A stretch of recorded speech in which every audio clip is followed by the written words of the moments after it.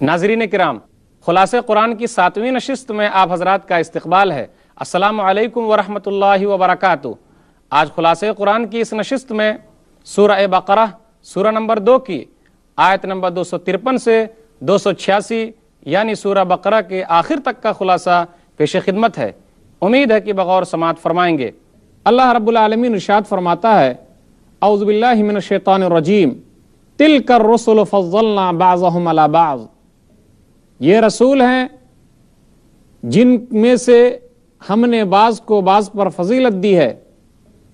کسی نبی سے اللہ نے کلام کیا، کوہ طور پر بلایا، کسی پر وحی نازل فرمائی، کسی کو آسمان پر بلایا۔ فضیلت تو ہے، لیکن فضیلت کا یہ معنی نہیں کہ ہم دوسرے نبی کو حقیر سمجھیں، بلکہ کیا کریں، اس طریقے سے تعریف کریں تاکہ کسی نبی کی بے عزتی نہ ہو۔ ایک حدیث میں اللہ کے رسول صلی اللہ علیہ وسلم نے ارشاد فرمایا، لا تخیرونی من بین الانبیاء، صحیح بخاری کتاب التفسیر کتاب نمبر 65 حدیث نمبر 4638، تم مجھے انبیاء کے درمیان فضیلت مت دو اس طریقے سے کہ دوسرے نبی کی بے عزتی ہو جائے، ان کی تحقیر ہو، ان کی ذلت ہو۔ نہیں، ہاں فضیلت تو اللہ نے دی ہے، لیکن دوسرے نبی کی بھی عزت کی جائے، احترام کیا جائے۔ آگے اللہ نے فرمایا، یا ایھا الذین آمنوا انفقوا مما رزقناکم من قبل ان یاتی یوم لا بیع فیہ ولا خلۃ ولا شفاعۃ والکافرون ھم الظالمون۔ اے ایمان والو، جو ہم نے دیا ہے اس کو خرچ کرو، مال کو خرچ کرو، وہ دن آنے سے پہلے کہ جس دن کوئی تجارت کام نہ آئے گی، کوئی دوستی کام نہ آئے گی، کوئی شفاعت کام نہ آئے گی۔ کافر لوگ ظالم ہیں۔ کافر اسے کہتے جو انکار کرنے والے ہو، ایک اللہ کو نہ ماننے والے ہو، جو دین اسلام کو قبول نہ کرنے والے ہو۔ بہت اہم چیز ہے، اللہ نے یہاں کافروں کو ظالم کہا ہے۔ دنیا کے اندر آپ اس کا مشاہدہ بخوبی کر سکتے ہیں کہ ان کے ظلم کا ننگا ناچ پوری دنیا میں ہو رہا ہے۔ جہاں وہ کلمہ پڑھنے والوں کے اوپر ظلم و تشدد کرتے ہیں، ظلم و ستم کے پہاڑ توڑتے ہیں۔ آگے آیت الکرسی ہے، اللہ لا الہ الا هو الحی القیوم لا تأخذہ سنۃ ولا نوم لہ ما فی السماوات وما فی الارض من ذا الذی یشفع عنده الا باذنہ یعلم ما بین ایدیہم وما خلفہم ولا یحیطون بشیء من علمہ الا بما شاء وسع کرسیہ السماوات والارض ولا یؤودہ حفظہما وہو العلی العظیم۔ نہیں ہے کوئی معبود سوائے معبود برحق اکیلے اللہ کے، کوئی معبود نہیں، اکیلا اللہ جو زندہ ہے، ہمیشہ سے قائم ہے اور ہمیشہ رہے گا۔ اسے اونگ نہیں آتی، نیند بھی نہیں آتی، آسمان و زمین اسی کے لیے ہے۔ کون ہے جو رب کے دربار میں اس کی اجازت کے بغیر سفارش کر سکے؟ آیت الکرسی پڑھنے کی بڑی فضیلت آئی ہے۔ ایک حدیث کے اندر ابو ہریرہ رضی اللہ تعالیٰ عنہ کہتے ہیں کہ اللہ کے رسول صلی اللہ علیہ وسلم نے کیا فرمایا تھا ان سے۔ صحیح بخاری کتاب فضائل القرآن کتاب نمبر 66 باب نمبر 10 باب و فضل سورۃ البقرہ حدیث نمبر 5009۔ ابو ہریرہ رضی اللہ تعالیٰ عنہ کہتے ہیں، وکلنی رسول اللہ صلی اللہ علیہ وسلم بحفظ زکوٰۃ رمضان، کہ اللہ کے رسول صلی اللہ علیہ وسلم نے مجھے رمضان میں جو زکوٰۃ آتی تھی اس کی حفاظت پر مامور کر دیا تھا۔ ایک آدمی آیا اور کچھ غلے وغیرہ لینے لگا، تو میں نے کہا کہ میں تجھے نبی کے پاس لے چلتا ہوں۔ تو اس آدمی نے مجھے ایک حدیث بتلائی، کہا اذا اویت الی فراشک فقرأ آیت الکرسی، کہ جب تم بستر پر جاؤ تو آیت الکرسی پڑھ لینا۔ آیت الکرسی کی فضیلت، لا یقربک شیطان حتی تصبح۔ آگے کہا لم یزل معک من اللہ حافظ لا یقربک شیطان حتی تصبح، کہ تمہارے ساتھ ایک فرشتہ رہے گا، شیطان تمہارے قریب نہیں آئے گا یہاں تک کہ صبح ہو جائے گی۔ اللہ کے رسول صلی اللہ علیہ وسلم نے ارشاد فرمایا صدقک وہو کذوب ذاک شیطان، بات تو اس نے بڑی سچی کہی ہے لیکن خود وہ جھوٹا ہے، وہ شیطان تھا۔ دیکھا آپ نے، شیطان نے بھی بات اچھی بتلائی۔ آیت الکرسی کی فضیلت ہے کہ جو کوئی پڑھ کر سوتا ہے تو رات بھر ایک فرشتہ اس کی حفاظت پر مامور رہتا ہے یہاں تک کہ صبح ہو جاتی ہے۔ آیت الکرسی پڑھنا چاہیے، اس کا اہتمام کرنا چاہیے۔ لا اکراہ فی الدین قد تبین الرشد من الغی، دین کے معاملے میں کوئی زور زبردستی نہیں ہے، یہاں تک کہ ہدایت واضح ہو چکی ہے ضلالت اور گمراہی سے۔ کچھ لوگوں کو یہ اعتراض ہے، کیا اسلام طاقت کے زور پر پھیلا؟ یہ آیت واضح دلیل ہے کہ اسلام طاقت کے زور پر نہیں پھیلا، بلکہ اسلام کو دبانے کے لیے ہر دور میں، ہر زمانے میں طاقت کا استعمال کیا گیا ہے تاکہ اسلام نہ پھیلے۔ اسلام وہ پودا ہے، کاٹو گے ہرا ہوگا۔ اسلام وہ پودا ہے، کاٹو گے ہرا ہوگا، اتنا ہی یہ ابھرے گا جتنا کہ دباؤ گے۔ دنیا والے اسے دبانا چاہتے ہیں لیکن وہ اللہ کا دین ہے، وہ پھیلتا جا رہا ہے۔ میں پوچھنا چاہتا ہوں کہ اسلام طاقت کے زور پر پھیلا ہے تو وہ لوگ مجھے جواب دیں کہ ہندوستان کے اندر مسلمانوں نے لگ بھگ 800 سال تک حکومت کی ہے، اگر اسلام طاقت کے زور پر پھیلا ہوتا تو آج ہندوستان میں مسلمانوں کی تعداد زیادہ ہوتی یا ہندوؤں کی؟ یہ ہندو بھائی اس بات کے گواہ ہیں کہ اسلام طاقت کے زور پر نہیں پھیلا ہے بلکہ اپنے اخلاق سے، اپنی تعلیمات سے پھیلا ہے، کیونکہ یہ رب کا دین ہے۔ ہندوؤں کی تعداد اس بات پر گواہ ہے کہ اسلام کو تلوار کے ذریعے نہیں پھیلایا گیا، ورنہ مسلمان یہاں زیادہ ہوتے۔ انڈونیشیا کے اندر کون سی اسلامی فوج گئی تھی؟ آج مسلمان وہاں زیادہ ہیں۔ اسی طرح بعض اسلامی ممالک میں بھی عیسائی لوگ زیادہ ہیں۔ اگر طاقت کے زور پر پھیلتا تو طاقت کا استعمال کر کے تمام عیسائیوں کو مسلمان بننے پر مجبور کیا جاتا، بلکہ یہ ہوا ہے۔ کہیں کہیں پر ایسا بھی آپ کو ملے گا، تاریخ اٹھا کر دیکھیے کہ طاقت کے زور پر مسلمانوں کو اپنا دین دھرم تبدیل کرنے پر مجبور کیا گیا ہے۔ اسلام جہاں زور زبردستی کی آپ بات کریں گے تو اس کو منع کر رہا ہے کہ اسلام میں کوئی زور زبردستی نہیں ہے، جس کو قبول کرنا ہے کرے، اس کے لیے فائدہ ہے، ورنہ خود نقصان اس کا ہے۔ آگے تذکرہ ہو رہا ہے ابراہیم علیہ الصلوۃ والسلام کا۔ ناظرین کرام غور کیجئے، الم تر الی الذی حاج ابراہیم فی ربہ ان آتاہ اللہ الملک اذ قال ابراہیم ربی الذی یحیی ویمیت قال انا احیی وامیت قال ابراہیم فإن اللہ یأتی بالشمس من المشرق فأت بها من المغرب فبہت الذی کفر واللہ لا یہدی القوم الظالمین۔ آپ نے دیکھا نہیں اس آدمی کو جس نے ابراہیم سے حجت کی اس کے رب کے بارے میں؟ تو ابراہیم نے کہا میرا رب وہ ہے جو زندہ کرتا ہے اور مارتا ہے۔ اس آدمی نے بھی کہا، اس آدمی سے مراد نمرود ہے، کہ میں بھی زندہ کرتا ہوں، میں بھی مارتا ہوں۔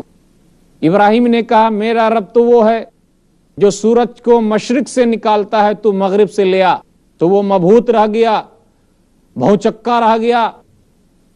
وہ کہہ سکتا تھا کہ مشرق سے میں ہی لاتا ہوں، لیکن اس کو یہ معلوم ہے کہ میں جس کے دور میں پیدا ہوا ہوں آج وہ بوڑھے لوگ میری اس مجلس میں موجود ہیں، اس لیے وہ اس نے کچھ نہیں کہا۔ او کالذی مر علی قریۃ وہی خاویۃ علی عروشها قال ان یحیی هذه اللہ بعد موتها فاماتہ اللہ مئۃ عام ثم بعث قال کم لبثت قال لبثت یوما او بعض یوم۔ عزیر علیہ الصلوۃ والسلام کا واقعہ ہے کہ جب وہ کسی بستی سے گزر رہے تھے تو کہا اللہ تعالیٰ اس بستی کو جو منہ کے بل گری ہوئی ہے کیسے زندہ کرے گا؟ تو اللہ تعالیٰ نے انہیں 100 سال کے لیے مردہ کر دیا، پھر 100 سال کے بعد زندہ کیا۔ پوچھا کتنے دن تک تم اس حالت میں تھے؟ تو کہا چند دن یا دن کا چند حصہ، جبکہ اللہ نے 100 سال تک اسے مردہ کر دیا پھر زندہ کیا۔ تو اللہ اس بات پر قادر ہے کہ وہ کئی 100 سالوں کے بعد بھی تمام لوگوں کو زندہ کر دے۔ آگے ابراہیم کا بھی تذکرہ ہو رہا ہے، وَإِذْ قَالَ إِبْرَاهِيمُ رَبِّ أَرِنِي كَيْفَ تُحْيِي الْمَوْتَىٰ قَالَ وَلَمْ تُؤْمِنْ قَالَ بَلَىٰ وَلَٰكِن لِيَطْمَئِنَّ قَلْبِي۔ ابراہیم نے کہا اے رب تو مجھے دکھا تو کیسے مردے کو زندہ کرتا ہے؟ تو پرندے کے پر رکھے گئے، گوشت پوشت رکھا گیا پہاڑوں کے اوپر، 4 پرندوں کے کہا آواز دو، وہ خود بخود مل جائیں گے اور آ جائیں گے۔ تذکرہ ہو رہا ہے لوگوں کا جو اللہ کے راستے میں خرچ کرتے ہیں، ان کو کیا انعام ملتا ہے، ان کا فائدہ کیا ہے۔ مثل الذین ينفقون اموالهم فی سبیل اللہ کمثل حبۃ انبتت 7 سنابل فی کل سنبلۃ 100 حبۃ واللہ یضاعف لمن یشاء واللہ واسع علیم۔ ان کی مثال تو وہ ہے جو اللہ کے راستے میں خرچ کرتے ہیں، گویا کہ ایک دانہ ہے اور اس دانے میں 7 بالیاں ہیں اور ہر بالی میں 100 دانہ ہیں، یعنی اللہ بڑھاتا ہے اور اللہ غالب ہے، جاننے والا ہے۔ لیکن کن لوگوں کا؟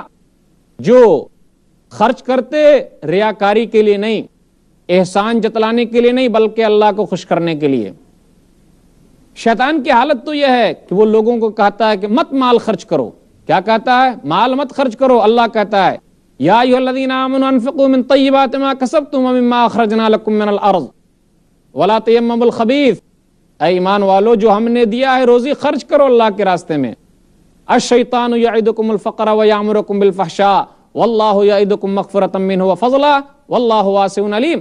شیطان کہتا ہے خرچ کرو گے مال گھٹ جائے گا، بھوکے مر جاؤ گے۔ اللہ کہتا ہے خرچ کرو، اللہ بخش دے گا اور زیادہ دے گا۔ غریبوں کا احساس دل میں رکھو۔ آگے تذکرہ ہو رہا ہے تم جو خرچ کرو گے تو اپنے نفس کے لیے ہے، تم اپنے آپ کے لیے، اپنے فائدے کے لیے کر رہے ہو۔ خرچ کرنا ہے تو کہاں خرچ کرنا ہے؟ اللہ یہ بھی کہتا ہے جو تم خرچ کرتے ہو اللہ جانتا ہے۔ وما انفقتم من نفقۃ او نذرتم من نذر فإن اللہ یعلم وما للظالمین من انصار۔ تم جو خرچ کرو گے اللہ جانتا ہے، تم جو نذر مانتے ہو وہ بھی اللہ جانتا ہے، اور اللہ ظالموں کا مددگار نہیں ہے۔ تم خرچ کرتے ہو اللہ کو خوش کرنے کے لیے، کہاں خرچ کرو گے؟ للفقراء الذین احصروا فی سبیل اللہ لا يستطيعون ضربا في الارض يحسبهم الجاهل اغنیاء من التعفف تعرفهم بسیماهم لا يسألون الناس الحافا وما تنفقوا من خیر فإن اللہ به علیم۔ خرچ کرو ان غریبوں پر جو زمین کے اندر گھومتے پھرتے نہیں، مانگتے نہیں، اپنے گھروں میں بیٹھے ہوئے ہیں، سوال نہیں کرتے، یہاں تک کہ جاہل لوگ یہ سمجھنے لگے ہیں کہ انہیں ضرورت نہیں ہے۔ جاؤ تلاش کرو ان غریبوں کو، ان مسکینوں کو جو اپنے گھروں میں بیٹھے ہوئے ہیں، شرم کے مارے دوسروں سے نہیں مانگتے۔ آج ہم لوگوں نے ناظرین کرام محتاج انہیں سمجھ رکھا ہے، غریب انہیں سمجھ رکھا ہے جو راستے پر لوگوں سے مانگتے پھرتے ہیں۔ یقین مانیے بعض مانگنے والے ایسے بھی ہوتے ہیں جو اپنے گھر کے مالدار ہیں، لیکن یہ ان کا پیشہ ہے مانگنا، اس لیے وہ راستوں پر مانگ رہے ہیں۔ نہیں، اسلام کہتا ہے جاؤ تلاش کرو انہیں جو اپنے گھروں میں بیٹھے ہوئے ہیں، مسکین ہیں، محتاج ہیں، لیکن شرم کے مارے دوسروں سے نہیں مانگتے۔ اللہ کے رسول صلی اللہ علیہ وسلم کی ایک حدیث ہے، صحیح بخاری کتاب التفسیر کتاب نمبر 65 حدیث نمبر 4539، لیس المسکین الذی تردہ التمرۃ والتمرتان ولا اللقمۃ ولا اللقمتان انما المسکین الذی یتعفف۔ وہ مسکین نہیں ہے جو ایک ایک کھجور یا 2 کھجور، ایک ایک لقمہ یا 2 لقمہ لوگوں سے مانگے، بلکہ مسکین آدمی، محتاج آدمی تو وہ ہے جو پاک دامنی اختیار کرتا ہے، لوگوں سے سوال نہیں کرتا، اور گھر پہ فاقے پر فاقے پڑ رہے ہیں لیکن کوئی ان کو پوچھنے والا نہیں۔ خرچ کرو اللہ کے راستے میں، دن میں خرچ کرو، رات میں خرچ کرو، اللہ جانتا ہے۔ تذکرہ ہو رہا ہے سود کے بارے میں، کہا گیا وہ کہ جو لوگ سود کھاتے ہیں کیا ہوگا؟ سود کھانے والے اپنے قبروں سے اٹھیں گے یا میدان محشر میں اٹھیں گے، ایسا لگے گا کہ وہ پاگل ہیں، شیطان نے اسے خبتی بنا دیا ہے، اس کے دماغ کو آف کر دیا ہے، معاف کر دیا ہے، وہ پاگل ہو گئے۔ پھر کیا ہوگا؟ وَأَحَلَّ اللَّهُ الْبَيْعَ وَحَرَّمَ الرِّبَا، کہ اللہ نے سود کو حرام قرار دیا اور تجارت کو حلال قرار دیا۔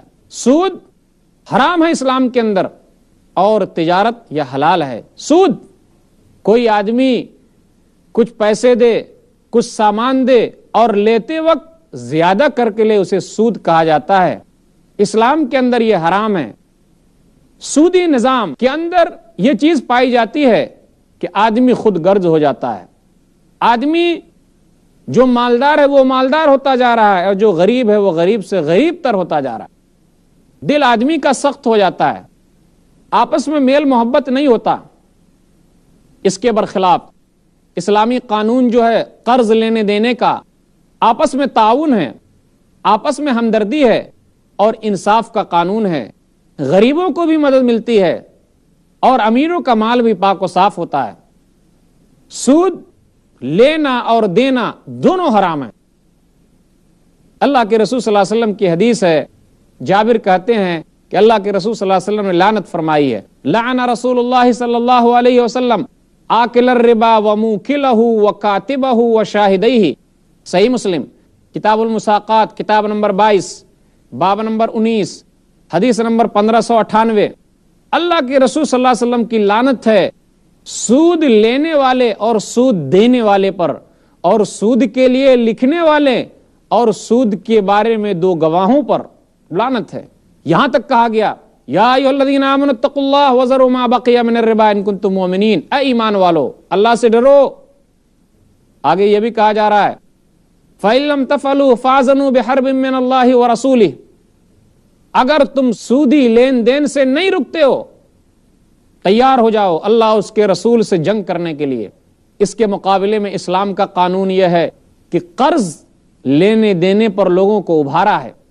وَإِن كَانَ ذُو عُسْرَةٍ فَنَظِرَةٌ إِلَىٰ مَيْسَرَةٍ وَأَن تَصَدَّقُوا فَهُوَ خَيْرٌ لَكُمْ۔ کیا کہا؟ جب قرض دو تو کچھ مہلت بھی دو تاکہ وہ آدمی آپ کا قرض پورا کر سکے، چکا سکے۔ اگر اللہ نے تمہیں مال دیا ہے تو اس کے قرض کو معاف کر دو، یہ زیادہ بہتر ہے۔ ناظرین غور کیجئے، اسلام کا یہ قانون آپس میں بھائی چارگی کو بڑھاتا ہے، اور دنیا کا وہ قانون جو سود کا قانون ہے آدمی کو مالدار بناتا ہے اور غریب کو غریب تر بناتا جا رہا ہے۔ محبت اس میں ہے نہ کہ اس میں۔ اگر کوئی مسلمان اس پر عمل نہ کرے تو اس میں اللہ کی کیا غلطی یا اسلام کی کیا غلطی؟ غلطی ہے تو مسلمانوں کی ہے کہ انہوں نے اپنے اسلام کو نہیں اپنایا۔ آگے تذکرہ ہو رہا ہے کہ جب لین دین کرو تو لکھ لیا کرو تاکہ یاد رہے گا فلاں آدمی سے ہم نے قرض لیا ہے۔ اے ایمان والو، جب قرض کے بارے میں ایک دوسرے سے عہد و پیمان کرو تو اس کو لکھ لو، متعین مدت کے لیے لکھو۔ ایسا نہیں قرض لے کر گئے پھر وہ دوبارہ اس کے پیسے نہیں لوٹائے جائیں۔ افسوس کا مقام تو یہ ہے کہ لوگ قرض لے تو لیتے ہیں لیکن دوبارہ لوٹانے میں تکلیف محسوس کرتے، اس لیے تو کتنے لوگ قرض نہیں دیتے۔ اگر وعدے پر متعین مدت کے لیے وقت متعین کے ساتھ محدود وقت کے لیے لیا جائے تو یہ بہتر ہے تاکہ دوبارہ کوئی دوسرا اسے قرض دے سکتا ہے۔ سفر میں ہے، پیسے کی ضرورت آ گئی تو کیا کیا جائے؟ کچھ سامان ہے اسے گروی رکھا جائے اور اپنا کام بنایا جائے۔ آیت اتری تھی، کون سی آیت؟ للہ ما فی السماوات ما فی الارض وان تبدوا ما فی انفسکم او تخفوہ یحاسبکم بہ اللہ۔ آسمان و زمین اللہ کے لیے، تم جو چھپاتے ہو اور جو ظاہر کرتے ہو، جو کچھ دلوں میں موجود ہے اللہ اس کا محاسبہ کرے گا۔ اللہ اس پر محاسبہ کرے گا، پکڑے گا، پوچھ گچھ کرے گا۔ صحابہ گھبرا گئے کہ دل میں جو بھی چھپا ہوا ہے بہت سارے وسوسے آتے ہیں، اللہ اس پر بھی پوچھے گا۔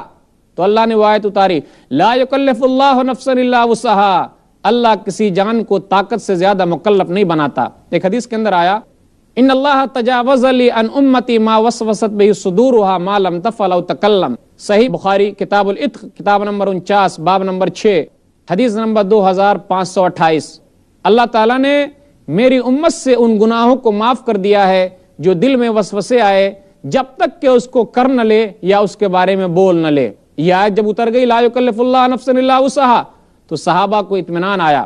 دو آیتوں کی کافی فضیلت ہے۔ صحیح بخاری کے اندر ایک حدیث آئی، کتاب فضائل القرآن کتاب نمبر 66 باب نمبر 10 باب فضل سورۃ البقرہ حدیث نمبر 5010، من قرأ بالآیتین من آخر سورۃ البقرہ فی لیلۃ کفتاہ، جو کوئی آدمی سورہ بقرہ کی آخری دو آیت رات میں پڑھے گا تو وہ دو آیتیں ان کے لیے کافی ہے، وہ دونوں آیتیں ان کے لیے کافی ہے۔ آمن الرسول بما انزل الیہ من ربہ والمؤمنون سے لے کر وانصرنا علی القوم الکافرین تک، یہ دو آیت کی بڑی فضیلت ہے۔ صحیح مسلم کے اندر کتاب الایمان کتاب نمبر 1 باب نمبر 76 حدیث نمبر 173 میں ہے. عبداللہ بن مسعود کہتے ہیں اوتی رسول اللہ صلی اللہ علیہ وسلم الصلوات الخمس وأوتی خواتیم سورۃ البقرہ وغفر لمن لم یشرک باللہ من امتہ شیئا المقہمات، کہ اللہ کے رسول صلی اللہ علیہ وسلم کو جب معراج پر گئے تھے سورہ بقرہ کی آخری 2 آیتیں ملی تھی، پھر یہ بھی 5 وقت کی نماز ملی تھی، پھر یہ بھی ہوا تھا کہ اس امت کا جو کوئی بھی آدمی شرک کی حالت میں نہیں مرے گا، گناہوں کا ڈھیر لے کر بھی آئے گا تو اللہ انہیں معاف فرمائے گا. ناظرین کرام غور کیجئے، دعا کیجئے اللہ تعالیٰ سے. آخری آیت میں بہت اہم دعا ہے، ربنا لا تؤاخذنا ان نسینا او اخطانا ربنا ولا تحمل علینا اسرا کما حملتہ علی الذین من قبلنا ربنا ولا تحملنا ما لا طاقۃ لنا به واعف عنا واغفر لنا وارحمنا انت مولانا فانصرنا علی القوم الکافرین. آمین. کون سی دعا ہے؟ اے اللہ تو ہمارا مواخذہ نہ کر جو بھول گئے یا غلطی کر گئے، اتنا بوجھ نہ ڈال جو دوسروں لوگوں پر ڈالا تھا، جتنی طاقت ہے اتنا ہی بوجھ ڈال، ہمارے گناہوں کو معاف فرما دے، ہم پر رحم فرما، ہمیں بخش دے، ہماری مدد فرما، تو ہمارا مولا ہے، ہماری مدد فرما ان کافروں کے خلاف. اللہ تعالیٰ سے دعا ہے اللہ تعالیٰ ہم لوگوں کو ان باتوں کو اچھی طرح سمجھنے کی اور پھر ان پر عمل کرنے کی توفیق عطا فرمائے. آمین. وآخر دعوانا ان الحمد للہ رب العالمین والسلام علیکم.